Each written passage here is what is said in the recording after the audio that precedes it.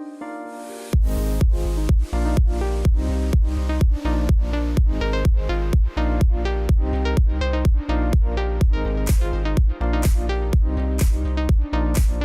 have with us senior journalist and author Prosenjit Datta, a former editor of Business Today and Business World magazines, and the founder of Prosaic View, an editorial consultancy which focuses on issues in the areas of economy, business, media, and technology. Prosenjit has been a business journalist and a business editor for much of his working life.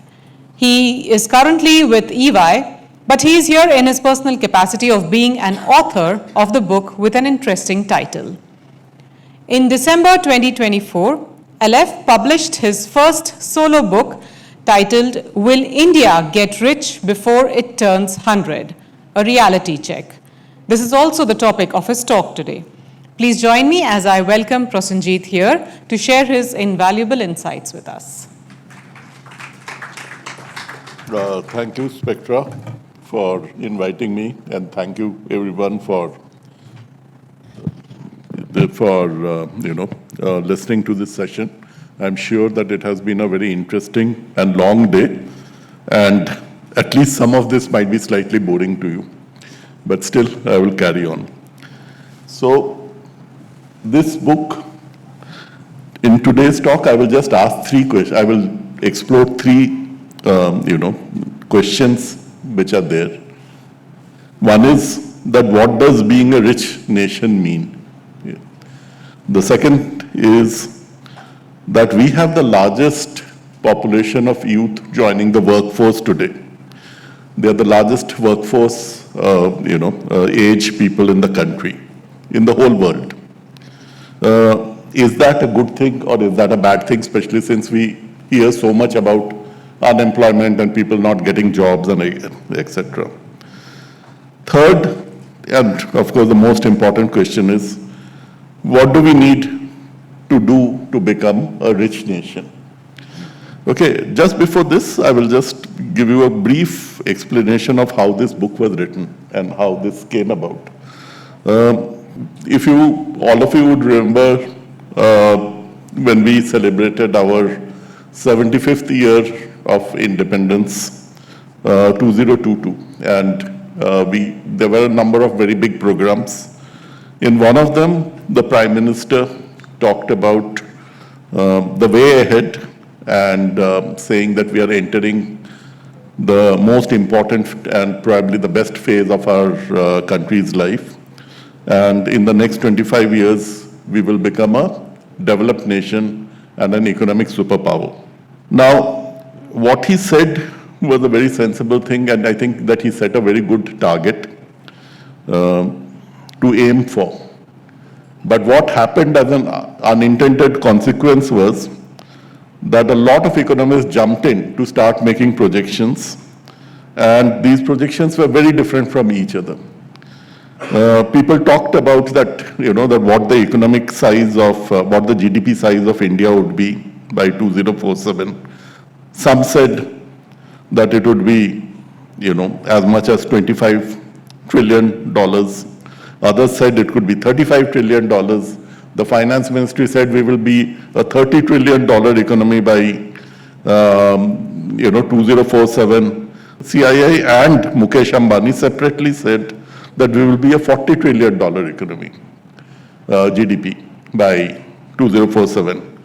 And recently, former Chief Economic Advisor to the Finance Ministry, Krishnamurthy Subramaniam, has come out with a book in which he says that we will be a $50 trillion economy by 2047.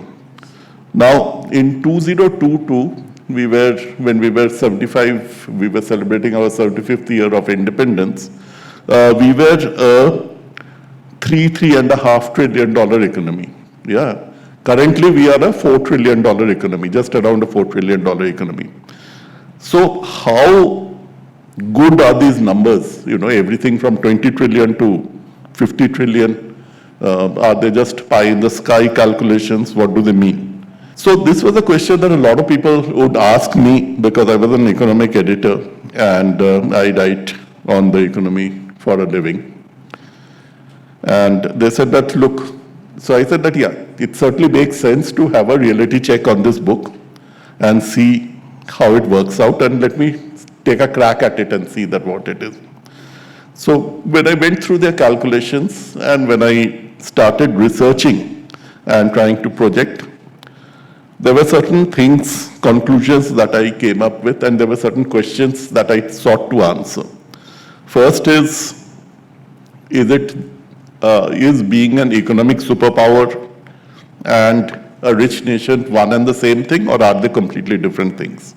So they are, I mean, the answer is simple, they are different things. We are already the fifth largest economy. Within a few years, certainly before 2030, we will become the third largest economy. So in that sense, our economic heft is huge.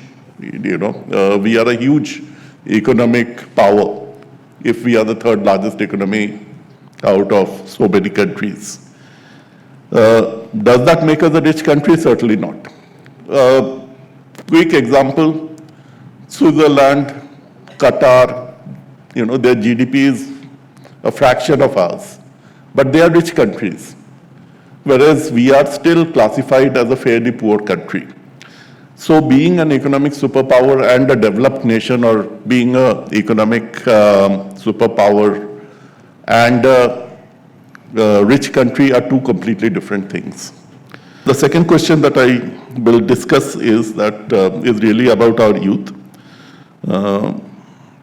As I said, that we have the largest number of people joining the workforce today, more than China also. In terms of the population of people who are capable of working, are supposed to be the working age population, this is bigger than even China, which was for long the leader. And finally is that what do we need to become a rich nation, and how accurate are these projections? So let's get back to the first question, what does a rich nation mean? If you remember that the Prime Minister did not say a rich nation, he said a developed nation. But these are synonymous. They can all be, they are part and parcel of the same thing. That are we a rich nation, are we a developed nation, are we a rich country, whichever way that you classify it. But if you go and start researching it, you will find that there is no single coverall description or definition which says that what does it mean. There's some people will say that, it means a high degree of industrialization, means being a rich and a developed nation. They take it from the Western model or from China. Others will say that, it means a certain standard of living. But all of them have exceptions. I mean, if you have a very strong industrial base, that does not automatically that doesn't mean that somebody who has a lower agricultural base cannot be a rich nation. Before Argentina got into trouble, it was a very rich nation, but it was largely an agrarian, economy. Qatar or Saudi Arabia, none of them are highly industrialized, but they sit on enormous quantities of oil. Tomorrow somebody will become rich because of the lithium reserves in their country, or some other mineral which is priced very highly. That does not necessarily mean that they need to be highly industrialized. The other definition is slightly better, which is that what is the average life of and average amenities of the average citizen in the country, the population, what kind of life do they lead? And this is really what separates the two. Generally, in rich nations, people will enjoy a far better quality of life. Both the rich and the poor will have a better quality of life, better access to things like education and healthcare than in a middle income country or a poor country. Now, there are two standard, in the absence of a really hard and clear definition, there are two standards which are used. One which was created by the World Bank, and the second which was created by the UNDP. the United Nations Development Program. The World Bank doesn't call countries rich or poor, but it classifies them by income groups. So you have low-income countries, you have middle-income countries, you have high-income countries. We can say that the rich countries are those which are classified as high-income countries. So currently, instead of the size of the GDP, what is used to classify them is the GDP per capita or the income per capita. Income per capita is simply your country's total income divided by the number of people. It is still not the best measure, but it is because there will be people who are richer than the average and there will be people who are poorer than the average. But it is still a better yardstick to judge a country's development than the size of the economy, because we can be the fifth largest economy or the third largest economy, but we are still a fairly poor nation. According to the current definition of current hierarchy, $14,000 per capita this year is the minimum that you require for a country to be classified as rich. Of course, the richest countries like Switzerland have in hundreds of thousands of dollars per capita, but that's a different thing. India's per capita would be around roughly just under $3,000. So we have a big way to cover. Now, please remember that this definition is not the perfect definition, but it's a good handy definition, because $1 per capita can make a difference between a low-income country and a middle-income country. Similarly, $1 is all that will be. I mean, like somebody with a country with a per capita of $13,999 will be a middle-income country, whereas a rich, a high-income country will be somebody with $14,000 per capita income. So these are artificial distinctions, but it is still a handy distinction which helps you measure your progress towards a rich country. The other definition, widely accepted definition, is the human development interest, which looks at not only per capita income, but also access to things like, and the quality of, healthcare and education and other social amenities that a average citizen enjoys. And this, I think, is a far better definition at the moment. This is a far better yardstick at the moment, because even if you are, let's say, a few dollars short in per capita income, you can still enjoy a quality of life if you have got your policies right. So this is the first question, that what do we need to do to, at what stage will we become a rich nation? So the goal for India in 2047 would be that if you can both have whatever is at that time it will be slightly more than, it will be probably closer to $15,000 per capita. So if we can make it, and whether we can improve in our HDI rankings. At the moment we stand at 134 out of 193. If we reach a stage where we are considered relatively in the 60-70 range in HDI out of 193 countries, then we will have definitely can consider calling ourselves a rich, a developed, a wealthy, or whatever other way that you term as a nation. Not just an economic superpower. It's a stretch target. Is it possible? Yes, with a little bit of luck and right policies. But it's not going to be an easy task, especially as we do not have too many years left. Now, the youth population. Now, the question of the youth population. If you remember, till 5 years ago, everybody was talking about the demographic dividend that India will enjoy. Now, everybody is talking about, a lot of people are all gloom and doom and saying that, look, the demographic dividend has turned out to be a demographic curse. We have a huge population. We have many mouths to feed. Government has to give free grains to half our population. We have the highest youth unemployment in the country. What does this all mean? And why did this happen? So here the problem is that the policy makers never went back and tried to see that what other countries were able to take advantage of their demographic dividend, because almost there are many countries which have had a huge population entering the workforce for short periods of time, maybe 1 decade, 2 decades, or 3 decades. So, but there are some countries which definitely managed to take a lot of, they did get the dividend, the demographic dividend. Japan, China, the South Asian tigers, they were all people who took full advantage of the time when a large number of young people entered the workforce.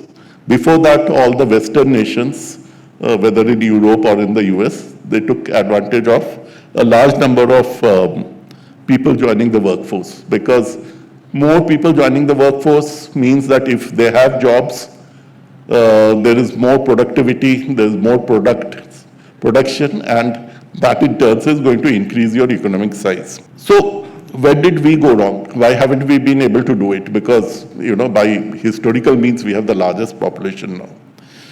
The problem is that if you go back and look a little bit into history, any country which has been able to take advantage of a large number of people joining the workforce had those people ready to be able to take advantage of opportunities cropping up. So these people were educated well, these people were healthy. These countries had for decades invested in education and healthcare before the economic bulge happened, before a large number of youth joined the workforce. We, unfortunately, over successive decades, did not pay quite as much attention to either education or healthcare.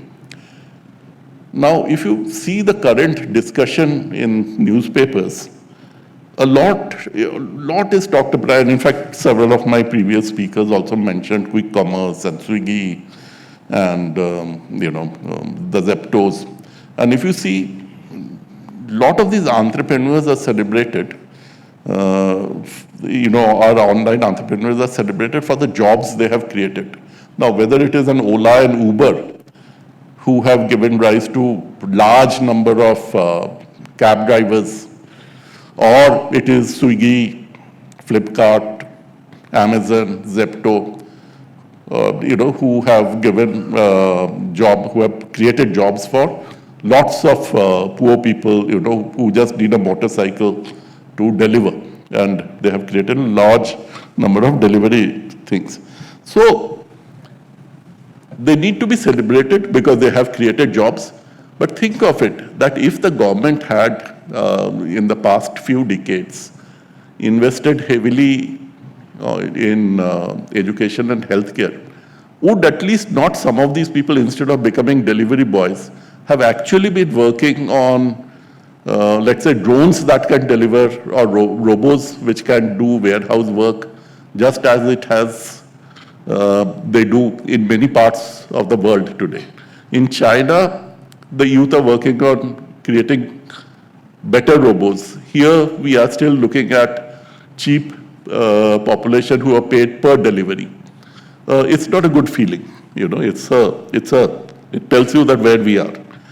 Does that mean that all is lost? No, all is not lost, because I do believe that even if we get our education and healthcare right, because our population, the number of youth who are going to be joining the workforce age, we still have till, I think, another 10 to 15 years.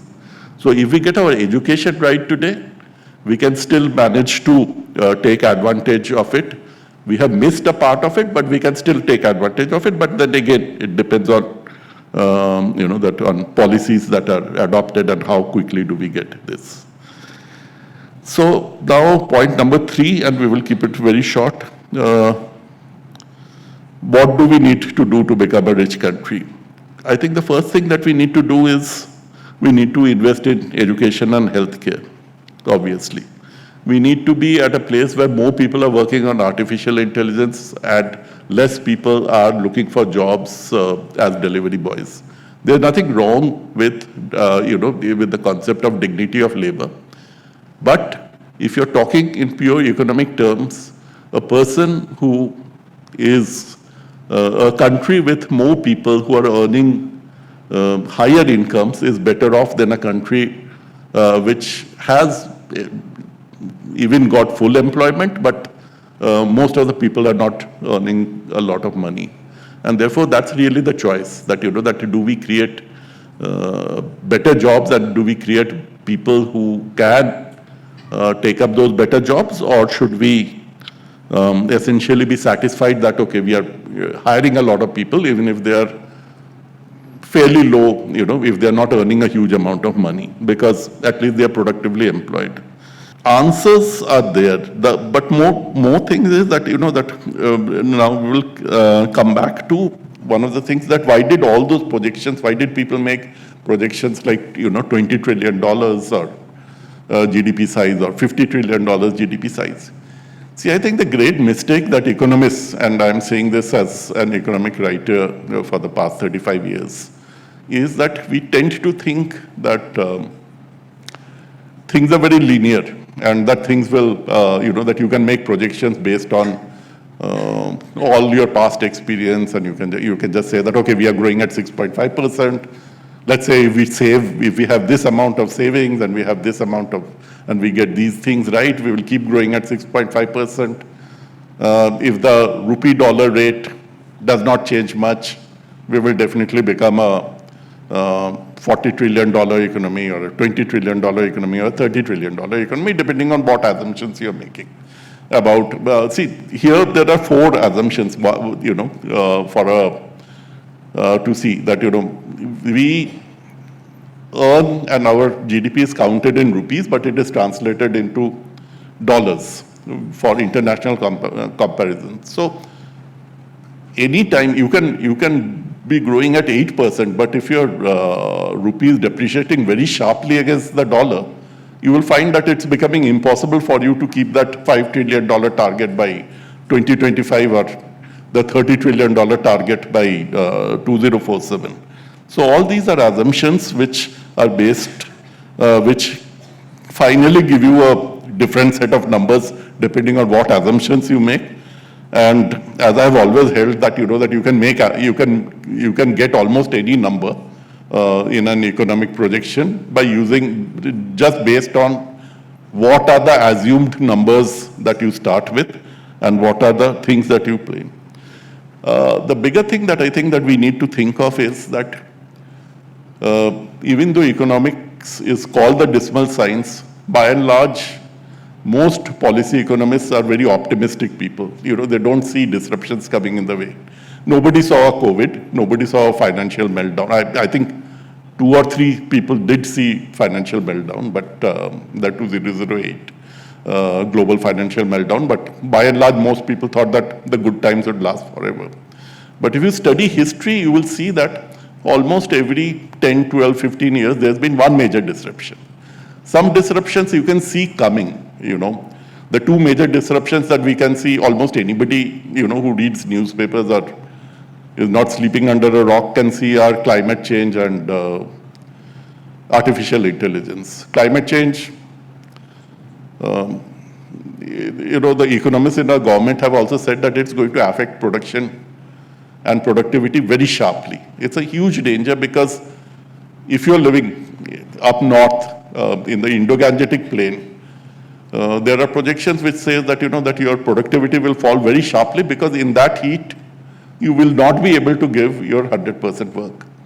There are areas near the sea where, because the sea level is rising, you will not be able to do agriculture. And many of your cropping patterns will have to shift and all that. So it's a danger. Artificial intelligence, it's both a danger as well as a great opportunity. Danger because it actually makes things much worse before it makes things better. For example, most people don't talk about the electricity consumption of artificial intelligence. The amount of electricity it is consuming, ChatGPT is consuming, is so huge that it is more than many Western countries' annual consumption. And it will only go up. So when you consume a lot of electricity, you are also generating a lot of heat, you require more cooling, you're adding to the greenhouse gases. Eventually, artificial intelligence might solve your greenhouse gas problem, but before that, it will create a lot more of it. Why is it an opportunity? It's an opportunity because it creates a lot of new jobs. It throws up new avenues. But then again, it goes back to my earlier point that you have to be ready to take care of those, to be prepared for those opportunities. You cannot take care of the opportunities. You cannot be an artificial intelligence researcher, or even somebody who is working on artificial intelligence to make money in a basic job by practicing it. If you have not got your basic education right and your level of ambition is stuck to just being part of the gig economy, right, at the low end of the gig economy. So these are essentially the only points that I wanted to discuss. The final point I wanted to discuss was that we, as a nation, do not ask enough questions. We accept things blindly. Now, whether it is the government telling you what is to be done, or whether it is me sitting here telling you that, look, these things are wrong, I by no means say that my book is the last word, and I think that every part of my book needs to be questioned, but which would happen in all other countries. But unfortunately, in India, what happens is that somebody puts forward a thesis and others accept it and say, it must be correct because he said it. Yeah. And that is really my final, closing statement, that if there's only one thing I have learned in life, that is that never accept anything just because somebody else has said it. You need to actually question and use your own thinking to see that is it right or is it wrong, or is it partially right, or is it completely out of whack. And thank you for being a patient audience and listening to me. Yeah.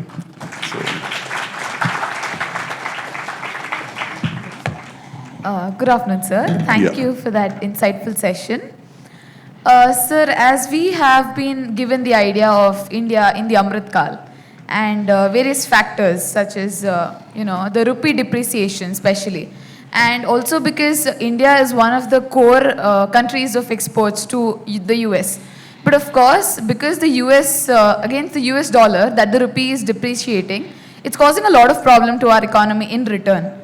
And also given other aspects such as inflation and then imports being costlier, of course, and tariff rates going higher. So what do you think are the key areas that our economy must focus on in order to maintain stability in the economy, or our GDP for that matter? See, there are things that it can manage and there are things, see, we do not live in isolation. Yeah.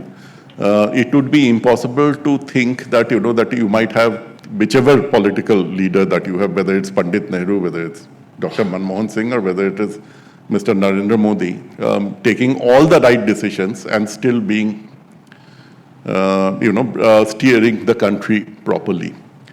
If the world global economy we are part of the global economy, we are deeply integrated into it. So any decision Mr. Trump makes or before him Mr. Biden made would also affect India. There are some things that you can do to minimize the effect. I do believe that we took a great decision in immediately looking for other suppliers of oil when they decided to boycott, and after the Ukraine-Russia war, suddenly when everything spiked up, even all commodity prices had spiked up, and we could have had much worse inflation. I mean, I'm not saying that we managed to control inflation very, very well, but we could have been in a much worse situation if we had not immediately taken a decision to buy Russian oil. I think that saved us quite a lot. Equally, there were decisions we are not taking, which are creating a lot of problems. For example, vegetable economy, food inflation is largely, it has been growing largely because, not of any other reason, but because, your cropping patterns are changing. And number two is that what the farmer is getting, there are so many inefficiencies between, the food which is grown and by what you as consumers pay. So the farmer might be only getting 1 rupee or 2 rupees per kilo for the tomato that you buy for 40 rupees or 50 rupees a kilo. Yeah, now these are structural problems that you can solve to a large extent. You can't do anything about, if you don't produce oil yourself, if you don't have large reserves of crude oil, you cannot do much about crude oil prices, except look for other suppliers. But there are things that within your country that you can do to fix problems.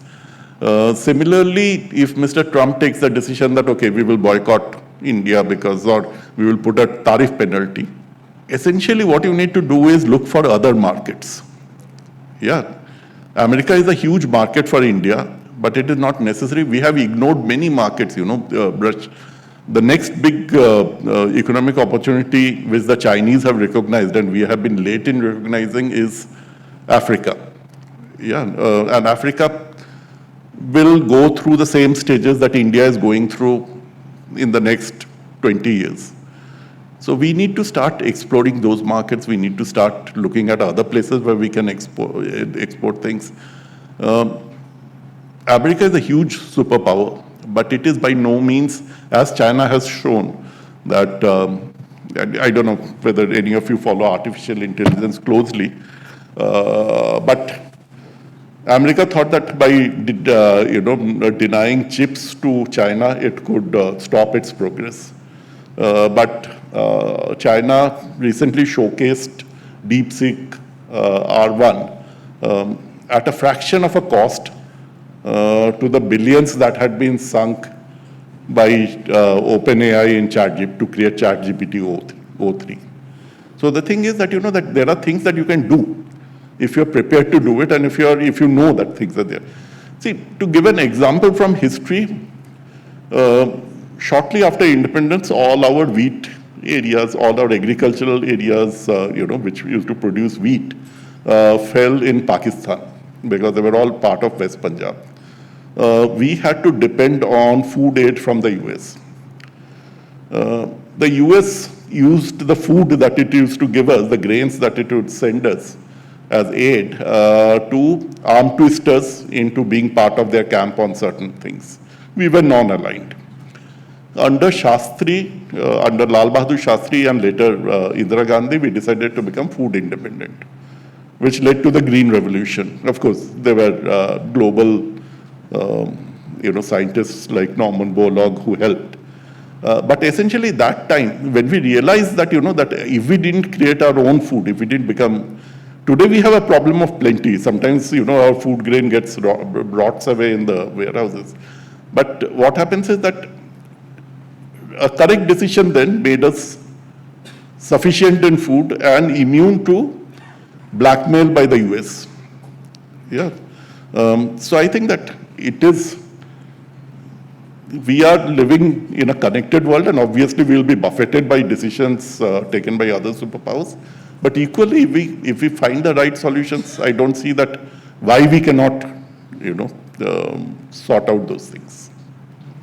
Thank you, sir. It's always very difficult to be the last presenter. Thank you for being a last presenter. My question is, you said we should seek truth, we should ask questions, but how do we get the truth? Because even when we listen to media narratives, we see that they are highly politicized.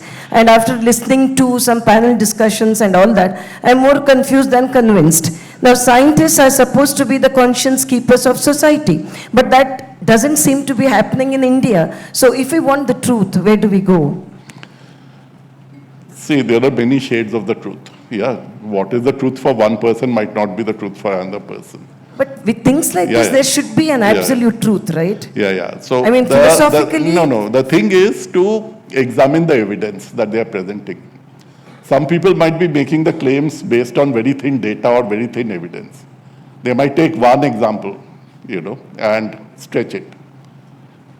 It is not to get carried away by your famous name. Yeah, it is not to get carried away. You have to actually look up the data and say that is he talking sense or isn't he? Now, if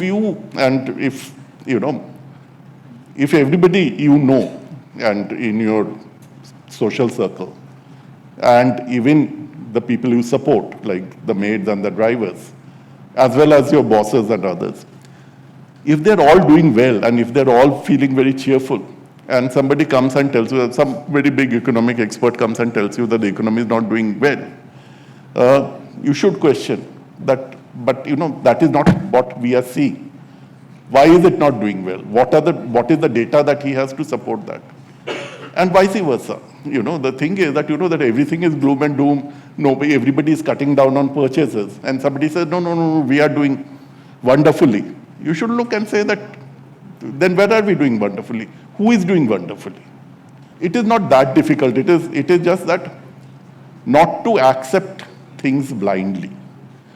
Yeah, you just have to say that, look, it is common sense.